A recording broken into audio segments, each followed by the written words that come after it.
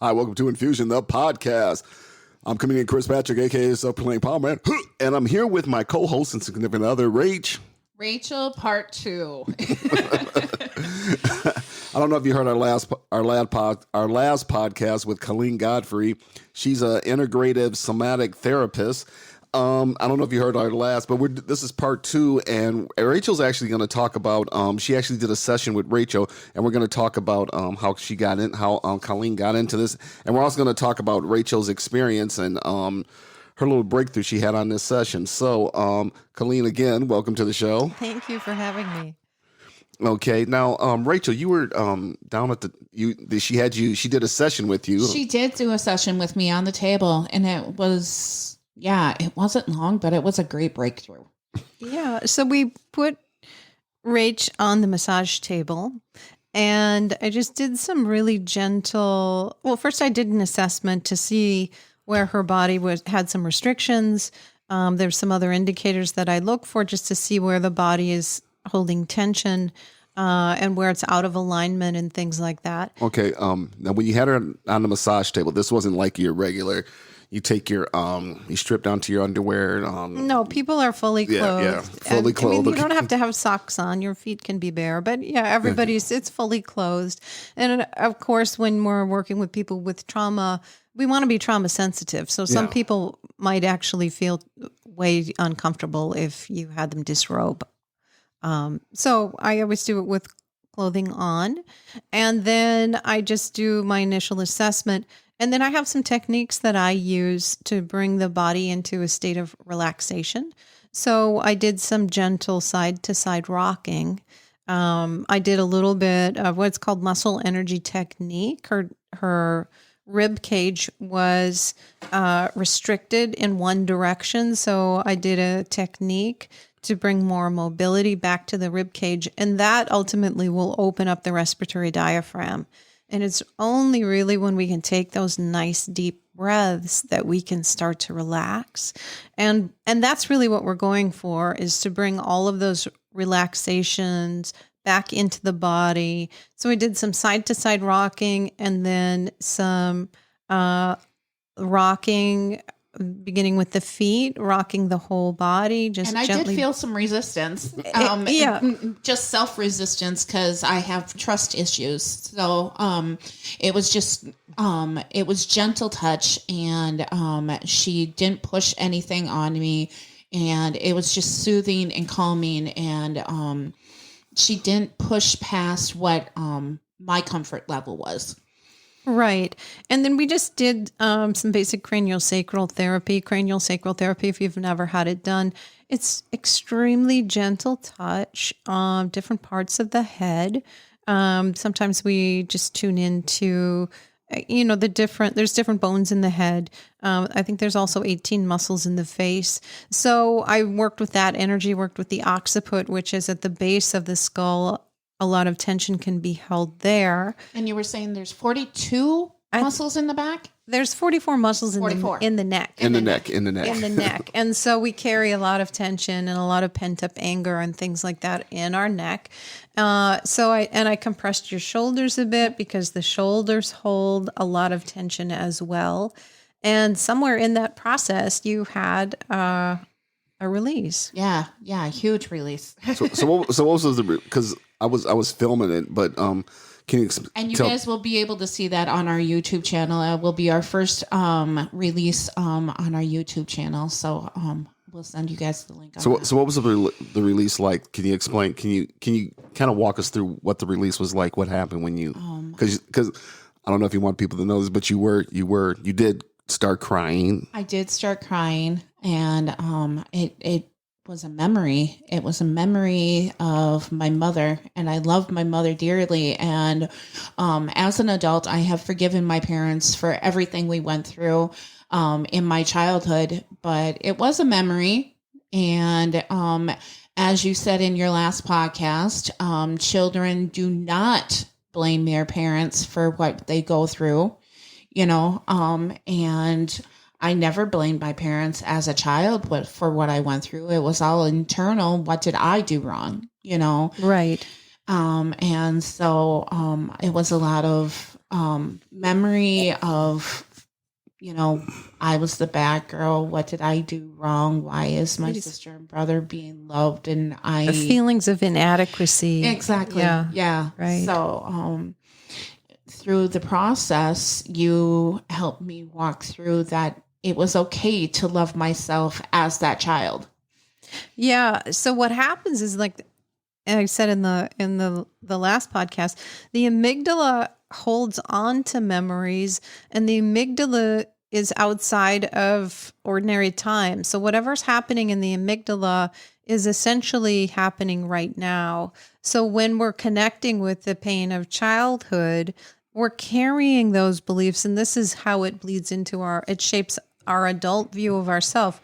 We're still carrying the pain of that kid who feels inadequate. So when we go out in the world to do our best work, sometimes these inadequacies or whatever the feeling is, it kind of sabotages what we're trying to do in the world. So we need to go back in and complete whatever that was and give that child what she needed. And in this case, you were able to go back in and I'll let you describe that. But yeah, I was able to go back in and hold that girl and tell her that she was loved and she was accepted. So when you went back in and you held that girl, where exactly were you? Were you in your childhood home? Were you? I was in my childhood home. And what's funny about that home is... Can you describe the furniture, or were you doing that? I could describe the furniture. I could describe exactly where I was, and I could describe what that little girl was wearing.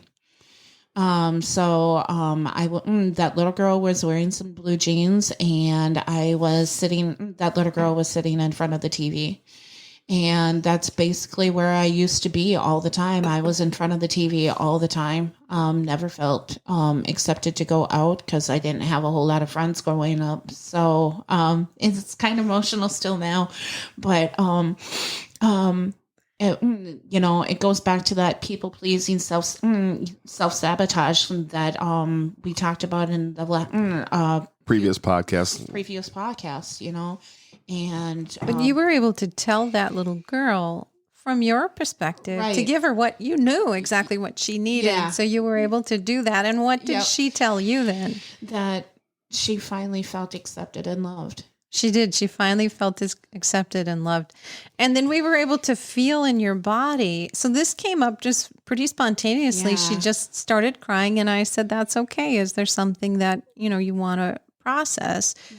And so we did. And then you ended up feeling like a blanket of warmth afterwards. It was a wave, kind of like an ocean wave. And then it was a blanket. It was a blanket that kind of like felt like it was covering me. Mm-hmm. So, one thing I didn't express to you was I felt like my father was over me, telling me that it wasn't accepted, but I kept on pushing through and allowing myself to be accepted in that moment. Yeah, and that's a good example of the multi-layers that are there. So there might be some things that you have to say to your father that it just simply wasn't appropriate for your 9-year-old self to say to him. Mm-hmm. And I've guided a lot of people through sessions, and a lot of them have some pretty unsavory things, and we just let them, the Effenheimer comes up a lot, and their anger comes out. But those are the pieces that need completion. Right. And once we've completed that, then we don't feel fragmented, then we feel whole, and we can move on. Okay, so with the session Rach had, and with the breakthrough and all that she had, after all this, how does somebody go forward after all this? Well, sometimes what happens for folks is, and she's experienced this already, her body's still releasing, so she feels energy coming off her body. Some people drink a lot of water.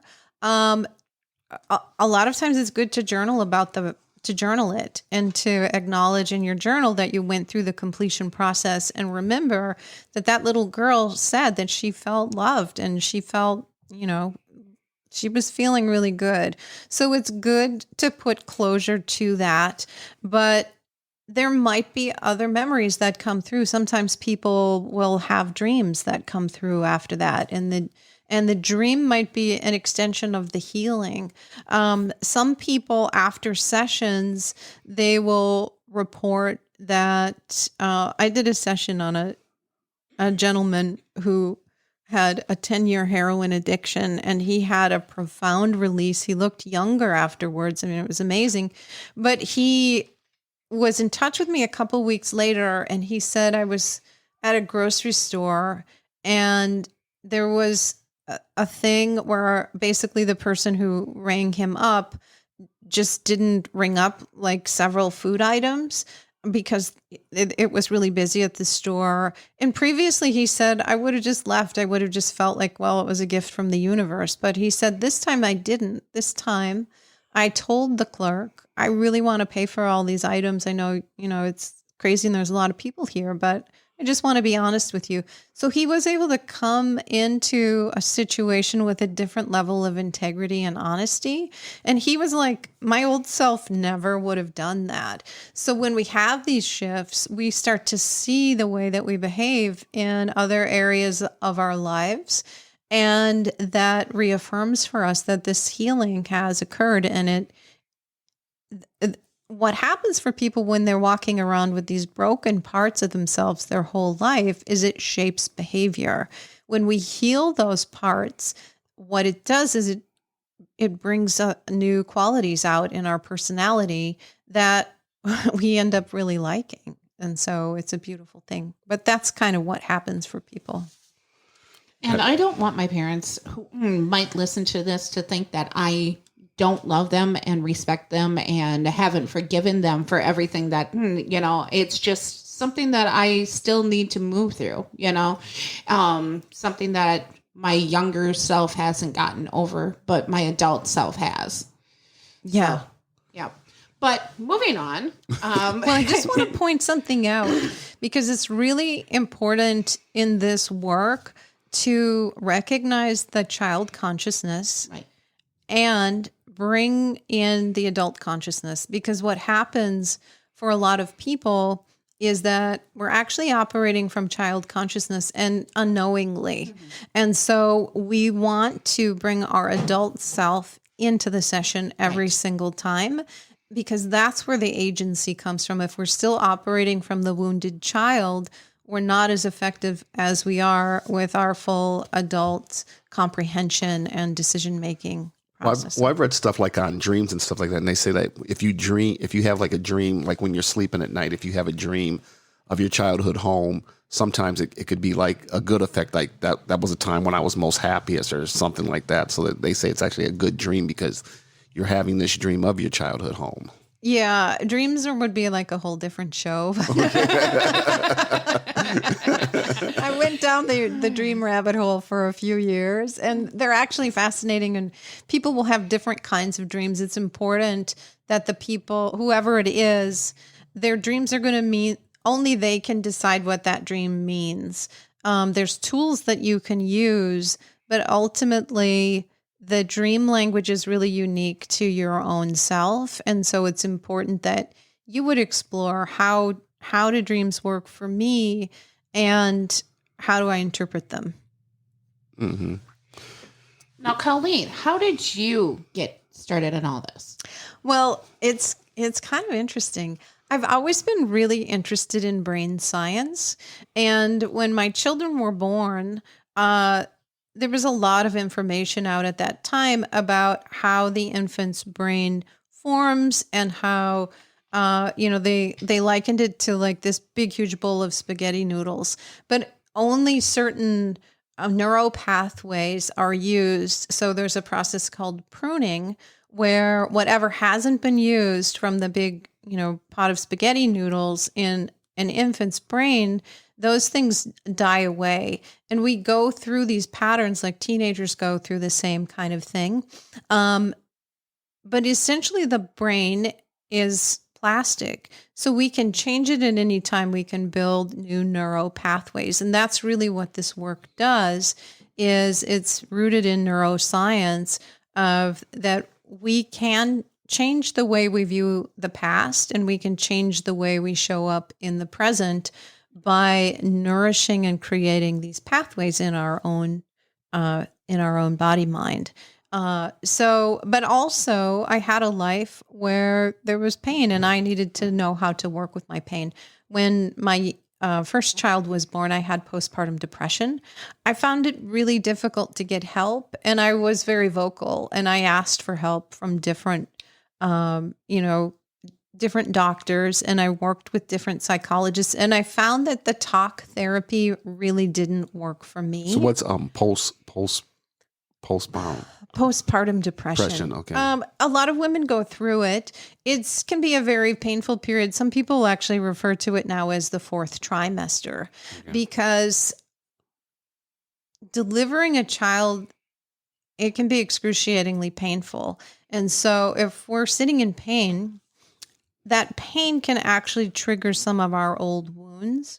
So a lot of my childhood wounding just opened up for me as a result of that process. And it gave me an opportunity to process it. And it gave me, the beautiful thing is then as parents, we can decide, I didn't like that particular model. This is the model that I think is going to be loving. This is the model that I think would be a better model for me and my family.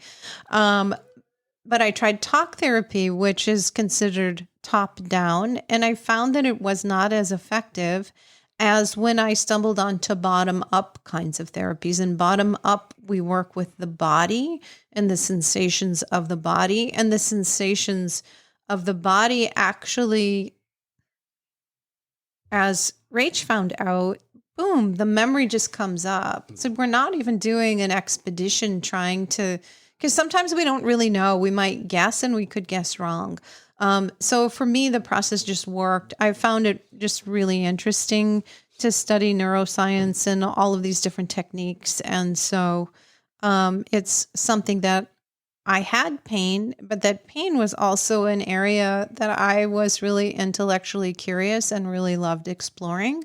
And so that's really a great combination for a vocation, is when you can solve a pain doing something that you really love. How does psychology play into that? The psychology? Yeah. Well, so somatic therapy is different than working with a psychologist, although there are some somatic psychologists. But the psychologists, they use different models, like they might use a transactional model or psychodynamic models or all of these kinds of things where the therapist is kind of guiding a process. This process that I use for somatic therapies is the client's own wisdom. It's the client's own body that's offering up the material to work with. I'm not going on any kind of digging expedition. I'm not poking around for anything particular to come up, but what comes up that needs to be cleared simply just offers itself to us. And in that way, it's gentler. Sometimes with psychotherapy, talking in particular to trauma, sometimes talking about trauma, having to retell the story re-traumatizes people, so people can leave a session feeling very vulnerable, very wounded. This particular somatic therapies, they can open a gateway to a healing crisis as well. But I try to make sure that we deal with one situation. With Rachel, this one situation came up. She didn't bring up the stuff about her dad. That might be another session. Her body told me that it was calm. She took these deep, relaxing breaths. So her body informed me that this would be enough for one session. We don't ever want to overwhelm people. And her body was at peace with it. So that's what I'm tuning into when I'm doing my work. Now, you were talking to our daughter Zoe is our photographer today. And so you were talking to Zoe that you never want to leave a session unfinished. Well, there's different ways of looking at it, but it's nice to find these natural sort of inclinations of the body mind where all of a sudden they're resonating with peace, with well-being. You had that feeling of the warm blanket. your breath was very calm, very deep, full breaths, which indicated to me it was a good stopping point. Yeah. You were in a good place. I was.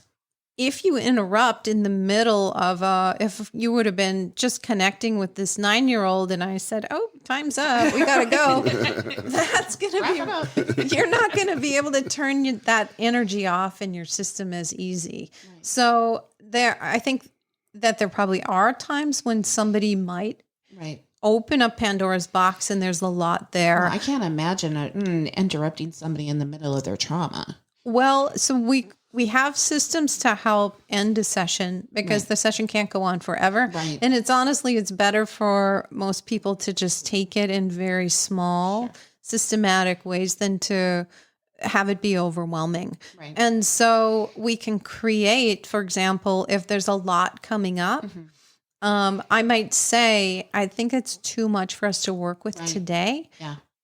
And then we would do this kind of visualization process. Can you talk to those parts of yourself that are coming forward and wanting attention? And can you create a safe space for them to wait until we get to them? Okay. But we want to go slow. Right. We don't want to just be so overwhelmed by the whole process. And most people will be able to go, yeah, I'm visualizing them. They're all hanging out by a campfire. They actually look like they're having fun. And so we create this safety throughout the various stages of the process so that people aren't re-traumatized, but people will still often access what's, called sort of a therapeutic, some people call it the healing vortex, where all of a sudden a lot of stuff wants to come up. And that's actually good. We actually want that. We want it to come up to bring it into our conscious, work with it in a wise, loving, compassionate way and create new beliefs around it. But if you go too fast, then people have a hard time. They might not be able to function well at school or at work or whatever. So we take great care to make sure that the sessions are closed in a way that's contained and safe and harmonious. Sure. Yeah, everything in moderation. Right, right. You don't want to pull up everything and all at once. Exactly. Then when I was 6, then when I was 7, then I was like, Well, and there might be a lot there. So sometimes in particular with developmental trauma, some people benefit from one session. Some people might need 12 sessions. Sure. Some people might do 5 sessions. And then a year from now, maybe there's some big upheaval in their life and more of that stuff comes up. And so then we work with it some more. But yeah, so there's different ways of working with different kinds of traumas. Yeah, once I was told, I don't know how your family does with all that, because if I had to deal with all that, I'd go insane. My family's been through a lot. Well, as human beings, as a species, we're pretty resilient. Yeah. So that's the other side of this, is that we are resilient. It's actually a sign of health, and it supports resilience to be able to hold space for the painful, unsavory parts of our lives, to welcome them in, work wisely with them, and then move on.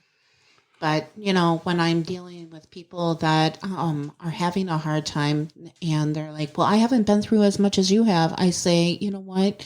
God doesn't give you anything you can't handle. So you know what? Just because you haven't been through what I have doesn't mean that your stuff isn't hard. Right. Yeah. And there's no competition and there's no right or wrong. If somebody's suffering with something and they want to work with it, then we work with it without judgment. We're not judging. Right. And we're also, I don't really have a goal in this process. The person I'm working with, they might have an intention for their healing, but I let as much of the process be guided by their intention and let whatever comes. So it's very organic. Yep. It's very organic, but it's all done without judgment of any kind. And judgment actually blocks things. So yeah, it does. Yeah, every single time. Well, like I said, being African American, growing up, you get older and you're just like, hey, you're a kid, then move on, and a lot of times we mask it. We put it behind us because, hey, you're a grown man now. This is what you got to do. This, and it's always push, move forward, Right. But there's a lot of pain in the African American community right now. And historically, it depends on, for anybody, where did you grow up? Was there violence in your neighborhood? Did you have enough food on the table? Were you welcomed? When you went out in your community, how did people treat you? All of those things. And if things have been going on for generations, if the Africans in America, slavery was, just absolutely so incredibly tragic. Well, and not just Africans. Sorry to interrupt you, but not just Africans, but Asians are going through a lot right now too. Right. There's not enough compassion in the world. I think of the universe as being a place of multiplicity, and multiplicity is the rule. Diversity is the rule. And it's unfortunate that we all want people to be just like, we don't all, but a lot of people want it to be their way, their tradition. People should look like this. And then it just doesn't work, and it causes a lot of pain in the world. But there can be intergenerational patterns of trauma. There can be ancestral patterns that come through. And the reason for that is because of our genetics. So if you had a grandparent who suffered through some kind of atrocity, those genes, they get passed on, or that there's epigenetics involved in these things as well. So sometimes I actually do work with people, and they might have be on the table in something from a past life, or some message comes through from one of their ancestors, and they might actually say, this pain that I'm having in this lifetime feels like it's attached to what my grandfather had to go through, or it feels like it's just been generation after generation of this, and that's like etched into their genetic makeup. And then how can you break, like I've read books on, like they say that, my mother was an alcoholic, my father was an alcoholic, my grandfather, but then some of the books I've read is say you got to break the chain where it's like, hey, I'm going to go this way, we have the right to make a conscious choice. And when we do that, it's a very powerful thing, but we actually do have that capacity to decide the direction that our lives want to go. And it might not be the direction that other people chose for their lives. And maybe that addiction, sometimes that people describe it as being choiceless, as they took one drink and they were hooked. You know what I mean? Yeah. So we want to bring everything into our conscious awareness, and we want to make conscious choices, because when we're unconscious, then those patterns take hold of us. Mm-hmm. Well, Colleen, we're going to wrap it up, and I want to thank you so much. Well, thank you for having me. I've enjoyed it. And then once again, Colleen, if they want to get a hold of you, you got a website. Yeah, it's ColleenGodfrey.com. That's ColleenGodfrey.com. Godfrey is GODFREY.com. Colleen, COLLEEEN. ColleenGodfrey.com. And like we said before, she also does stuff. She can also do Zoom calls and online sessions and stuff like that. So what would somebody have to do to get started in this, Colleen, to be a part of this, to go through this session, to go through a session with you? Yeah, if they go onto ColleenGodfrey.com, people can actually schedule. I have a scheduling tool there. They can schedule a free 20-minute session, and it's a mini session, so they can kind of experience what it's like to work somatically, and then they can decide from there, and we can talk about different kinds of things. We can talk about, some people know, like, I have this particular thing, and this is what I want to work with, and some people will say, like, I feel like one lady I worked with said that she had been kidnapped, and she never felt safe sharing that with anybody. She carried so much shame around it. And we did a 2-hour session, and at the end, it was so amazing. She goes, like, I feel so happy. She goes, I thought I'd feel miserable. I thought this would be like just gut wrenching. And she said, my whole body feels joy, like my bones are joyful.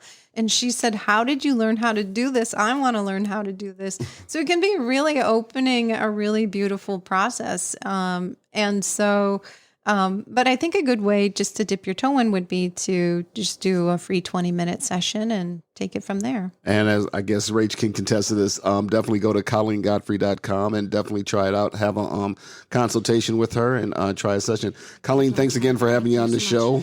Yeah, thank you. I enjoyed it very much. And thanks for joining us for Infusion, the podcast. See you later.